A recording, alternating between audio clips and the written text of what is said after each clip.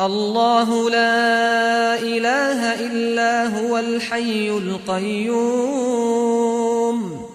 لا تأخذه سنة ولا نوم له ما في السماوات وما في الأرض من ذا الذي يشفع عنده إلا بإذنه يعلم ما بين أيديهم وما خلفهم ولا يحيطون بشيء من علمه إلا بما شاء وسع كرسيه السماوات والأرض ولا يؤوده حفظهما وهو العلي العظيم بسم الله الرحمن الرحيم إن الحمد لله نحمده ونستعينه ونستغفره ونعوذ بالله من شرور أنفسنا ومن سيئات أعمالنا من يهده الله فلا مضل له ومن يضلل فلا هادي له أشهد أن لا إله إلا الله وحده لا شريك له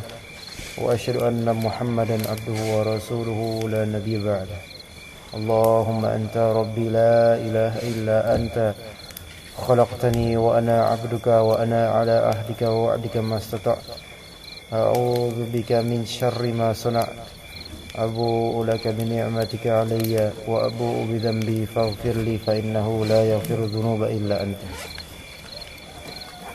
Kita lanjutkan dengan izin Allah ucapan dan perbuatan yang dapat mengusir syaitan ketika kita makan. Ada beberapa hal yang layak untuk kita lakukan saat kita makan. Yang pertama, berzikir kepada Allah Subhanahu wa taala ketika makan dan minum. Imam Muslim meriwayatkan dari Jabir bin Abdullah radhiyallahu anhuma, dia berkata, saya mendengar Rasulullah sallallahu alaihi wasallam bersabda. Ini sebagaimana hadis yang sudah pernah kita baca. Ya, idza dakhala ar-rajulu baitahu fa dzakara Allah 'inda dukhulihi wa 'inda ta'amihi qala asy-syaitan la mabita lakum wa la 'asha. Wa idza dakhala falam yadhkurillaha 'inda dukhulihi qala asy-syaitan adraktumul mabit. Wa idza lam yadhkurillaha ta'ala 'inda ta'amihi qala adraktumul mabita wal 'asha. Apabila seseorang masuk ke dalam rumahnya lalu berzikir kepada Allah ketika masuk dan ketika dimakan, maka syaitan berkata, tidak ada tempat bermalam dan makan malam buat kalian. Sedangkan apabila dia masuk dan tidak berzikir kepada Allah ketika masuk rumahnya, maka syaitan berkata, kalian mendapatkan tempat bermalam. Dan apabila dia tidak berzikir kepada Allah ketika makan, syaitan berkata, kalian mendapatkan tempat bermalam dan jatah makan malam. Tapi di sini ada yang sudah pernah merasakan ke tempat atau rumah makan yang ada posibilitas pakai jin? Sering? Antum enggak? Antum merasakan sering? Sering merasakan? Sering? Udah pengalamannya banyak? Enggak, kalau udah ngeliat gimana aja kerasa aja. Kerasa? Langsung kerasa? Karena antum ada jinnya juga? Enggak tahu. Antum? Pernah? Ini jin antum? Waktu kemarin nih. Antum pernah? Mie ayam itu, yang kerasa hambar itu. Oh, yang itu jin mie ayam itu. Antum pernah? Nih, coba ceritakan aja gimana waktu itu. Mie ayamnya di mana itu? Cibubur. Terus? Terus kita makan, bisa pulang olahraga, makan di sana bareng-bareng teman katanya sana enak, makan sana emang enak. Terus sudah makan itu bawaannya jadi mie ayam mulu kayak jalan makan ya. Pengen terus ke sana. Pengen ke sana lagi. Pengen bawa ke sana. Terus karena ada dia dan dia teman di bawahnya itu setannya bilang mie ayam kata gini dia. Ngerti ya? Iya, Mie ayam. Terus dia keluar penasaran dan jadi kepercayaannya ada presidennya. Terus makan di sana, baca. Nyoba makan di sana lagi ya? Dia makan di sana lagi, baca ini ayat suci. Sebelum makannya jadi hambar. Makannya jadi hambar. Nggak berasa lagi. Jin mie ayam itu namanya. habis itu udah kerja nggak ada lagi pengen Nah. perasaan pengen ke sana. Oh, alhamdulillah. Mas Ari pernah? Enggak mikirin jin, yang penting makan ya. Doa aja lah. Doa aja langsung makan, masya Allah. Pak Sumitro pernah? Enggak merhatiin itu. Nah, antum pernah? Waalaikumsalam warahmatullahi wabarakatuh. Antum pernah masih? Punya bukunya? Enggak punya bukunya? Ketinggalan, ambillah. Antum mas ini? Namanya siapa nih? Ikin. Hah? Ini Ali itu Ikin. Ikin. Itu Ikin, ini Ali. Antum? Kalau antum? Belum, alhamdulillah belum. Antum? Nggak ngerti. Oh, nggak merhatiin. Ya udah bagus. Nggak merhatiin juga nggak apa-apa. Jadi kalau misalnya ngeliat ya hati-hati. Cuman pernah juga kayak gitu, pernah coba tes juga. Kemudian dulunya seneng di warung Padang, masakan Padang. Lihat enak banget, suka banget, rutin di sana. Rutin kayak kajian rutin lah, pekanan di sana.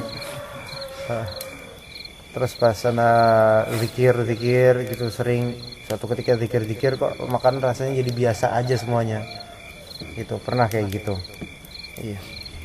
Ya jadi bisa aja seseorang dengan makanannya ada kontribusi jin dalam membuat makanan itu. Cuman caranya beragam ya. Caranya sangat beragam. Kalau misalnya di internet disebar namanya jin peludah gitu katanya. Tapi begini, kita nggak bisa ngomong kayak gitu. Maksudnya gimana ya? Nggak bisa kita bilang itu jin peludah. Kita nggak tahu jin kayak gimana. Dan kemudian diilustrasikan. Kalau di internet kan ada yang diilustrasikan dengan gambar. Ya kayak gitu gambarnya. Kalau misalnya antum pernah nemu misalnya jin yang dipelihara buat warung masakan atau masakan warung-warung gitu, warteg gitu. Bentuk jinnya kita nggak tahu. Maksudnya entah dia pocong, genderuwo atau gimana bentuknya, Allah alam, hanya Allah yang tahu. Kemudian disebut jin peludah dengan cara meludahi makanan itu, wallahu alam. Mungkin ada cara lain, kita nggak tahu, gitu ya. Kalau yang kemarin sebenarnya bukan di Cilangkap tapi di mana ya? Nggak jauh dari Cilangkap lah. Yang pernah Ana ceritain tentang tukang bubur itu, ya pas laku keras tukang buburnya, kemudian ada seorang guru PNS itu untuk kan namanya perempuan itu kan pengen tahu kalau misalnya ada barang dagangan yang laku keras tuh, makanan laku keras kan pengen tahu apa sih resepnya gitu. Kalau nanya pedagangnya biasa aja, resepnya biasa aja gitu. Terus suatu ketika ya dia pengen tahu apa namanya bagian buburnya itu dibuka sama ibu-ibu itu, dibuka nggak cukup dibuka, kayak ingin tahuannya maksudnya sebenarnya nggak suuzon, nggak, cuman pengen tahu apa sih ininya, dipakai centongnya dikorek-korek, ada item-item gede, lawannya tikus werok, tikus gede gitu, tikus got yang udah mati ya. Jadi itu taunya itu adalah syarat penglarisnya itu. Jadi ketika misalnya udah pakai itu, kan setan itu gampang untuk masuk ke mulut orang yang memakannya. Seperti itu mie ayam itu. Iya, itu sama dengan naruh buhul bukan? Naruh buhul. Kadang-kadang dukun itu naruh buhul dengan cara minuman atau makanan. Kayak misalnya ada di antara murid di Robangu dulu. Dulu dia orang Cilacap. Apak juga dia. Dulu waktu SMA dia mungkin ganteng atau gimana gitu ya, ada dukun perempuan udah tua waktu di SMA, dia nggak dulu nggak tahu apa tentang dukun, tentang apa, biasa aja, cuman memang orang itu terkenal dukunnya, kemudian dipanggil sering pokoknya sering diramah tamahin sama dukun perempuan ini. Nah suatu ketika dia yang polos ini disuruh ke rumah yuk, ke rumah masuk, terus apa namanya disuruh, ini cerita dia, ingat Anu dulu pernah disuruh minum kopi hitam. Pas Anu coba kopi hitam pahit banget gitu, sampai ada kayak gigi pahit dulu. Nah ternyata mulai sejak itu dia ditanam jin. Jadi dukun tuh kalau suka sama orang malah dikasih jin gitu loh. Nah biasanya yang dikasih jin apa untuk menjaga anak ini. Nah itu kan, supaya anak ini dijaga dari mara bahaya gitu, gratis dari dukun. Nah terus apa yang didapat? Macan, maung. Ketika itu nggak sadar akan hal-hal itu, nggak sadar. Cuma dulu ketika waktu itu ya dari minuman kan berarti kan, jadi dari minuman itu kita bisa masuk itu. Makanya bisa aja kita nggak sadar, mungkin juga lupa bismillah, kita makan atau minum, dari situ jin bisa masuk, naudzubillah, tertanam buhul di perut kita dan tinggal kemudian di sana, sehingga ketika dikuryukia bisa koneksi kayak waktu itu antum itu. Nah jadi ceritanya yang teman kita ini murid kajian rutin juga, itu pas kemudian setelah selang berapa tahun udah kuliah di Depok ya, ikut kajian kita, awal-awal pas ngeliat Facebook aja, mungkin lihat Facebook karena udah nggak suka, dia nggak tahu kenapa, dia juga diri nggak tahu kenapa kok anak nggak suka sama antum gitu kan. Tapi memperhatikan diri untuk ketemu aja, pengen belajar. Pas ketemu pun dia ngerasa derdek gitu. Lama-lama coba dia pengen baca Quran, lagi booming ruqyah, iseng-iseng. Tapi pas dia ruqyah, ada ngeliat tangan anda sendiri kayak gini-gini, cakar-cakar ini. Nah, mulai kayak gitu, akhirnya suatu ketika dia tiba-tiba pas kita habis kajian, dia nggak hadir kajian, cuman setelah kajian dia datang karena ada urusan. Baru pas datang sama temannya berdua, sama-sama kenal dua-duanya. Temannya bilang, "Mas, ini ada yang mau ini, ana nggak tahu kok tiba-tiba. Ana tahu pasti ada jinnya ya. Nggak tahu ana kenapa ana bisa ngomong kayak gitu. Mungkin karena ana ada jin juga." Langsung itu oke, bismillah, oke, macan gitu. Dia bilang curhat, "Ana kok kayak gini tangan ana tiba-tiba nyakar-nyakar gitu." Oh, itu macan, ya udah, yuk. Dan memang ketika di ruqyah tiba-tiba dia gejolak dan tiba-tiba ototnya gede semua. Maksudnya kelihatan ototnya gede gitu, perkasa gitu. Nah, ini dari sini banyak belajar.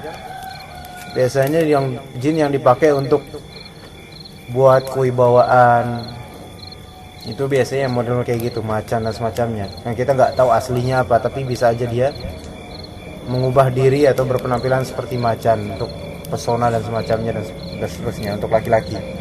Iya, gitu. Dan di sini juga ada yang melihara kayak gitu, dan banyak orang yang melihara kayak gitu untuk jaga rumah, untuk apa gitu kan. Tapi yang ini, kasus ini, teman kita ini bukan minta dia, tapi dukunnya karena suka, ditanam akhirnya. Ya begitu. Jadi jangan sampai kita berteman sama dukun. Naudzubillah. Dan jangan sekali sedikit pun, makanya Nabi SAW melarang kita untuk datang ke dukun. Karena kalau dijamu di rumahnya, itu bisa-bisa dikasih sesuatu yang antum nggak sadar, minum, kena antum. Karena dukun itu ngerti dia auranya orang-orang yang bertauhid dan semacamnya, ngerti ketakutan mereka. Nah, untuk menetralisir ketakutan itu, misalnya suguhan minuman, kesempatan taruh apa sesuatu di situ, antum minum nggak sadar, walaupun mungkin ngucapin bismillah, bisa aja nggak kefilter, masuk aja buhul itu, masuk, selesai, enak lah. Habis itu bisa didalangin habis itu sama dukun itu, bisa disantet habis itu sama dukun itu. Makanya suatu ketika pernah ana dengan seorang sahabat juga peruqyah ngedatengin rumah dukun yang nyantet murid-murid kita akhwat, nyantet nanam buhul di murid-murid kita di akhwat kos-kosan ya. Proses lama gitu kan, akhirnya dibuka pintunya sama dia karena ketakutan, lama dia nggak mau buka pintunya. Akhirnya dibuka, terus pura-pura kayak nggak terjadi apa-apa, padahal dia menyantet gitu. Nah, dia mengasih minuman kopi susu sampai akhir liko, sama sekali anda nggak pernah nyentuh kopi susu itu. Karena kalau misalnya diminum, wah udah Ini bab ihtiyat, waspada, jaga-jaga. Dibilang suudzon ini karena emang ngapain nggak suudzon? Harus suudzon ini sama orang kayak gini kan. Ini bakal nanam sesuatu. Ya makanan dan minuman ya. Wallahu a'lam. Apabila seseorang masuk ke dalam rumahnya lalu dia berzikir kepada Allah ketika masuk dan ketika dia makan, maka syaitan akan berkata, tidak ada tempat nginep, nggak ada makan malam buat kalian. Sedangkan apabila dia masuk dan tidak berzikir kepada Allah ketika masuk rumahnya, maka syaitan berkata, kalian mendapatkan tempat nginap. Dan apabila dia tidak berzikir kepada Allah ketika makan, syaitan berkata, kalian mendapatkan tempat bermalam dan jatah makan malam. Ini yang terjadi di malam hari ya, karena mayoritasnya mereka online di malam hari. Kenapa di malam hari? Karena gelap. Jadi syaitan itu suka kegelapan. Makanya kita kemarin kan bilang yang tentang kalb aswad, ya kan, anjing hitam itu syaitan. Yang kita udah bilang bahwasanya itu nggak mesti berarti jin, maksudnya emang anjing hitam atau binatang yang memang kebuasannya itu dari kepekatan hitamnya itu bisa disebut syaitan. Kalau jengking misalnya bisa disebut syaitan, tapi belum tentu merupakan jelmaan dari jin, belum tentu. Waalaikumsalam warahmatullahi wabarakatuh. Atau ular hitam bisa aja syaitan dari kalangan jin, atau memang binatang yang memang disifati syaitan, sangat jijik, buas dan seterusnya, ganas. Baik. Udah ya, itu aja. Ada soalan? Enggak ada soalan. Karena ini agak panjang, jadi mendingan kita cukupkan sampai ini aja, berzikir kepada Allah ketika makan dan minum, insyaallah taala. Subhanakallahumma wa bihamdika asyhadu an la ilaha illa anta astaghfiruka wa atubu ilaik.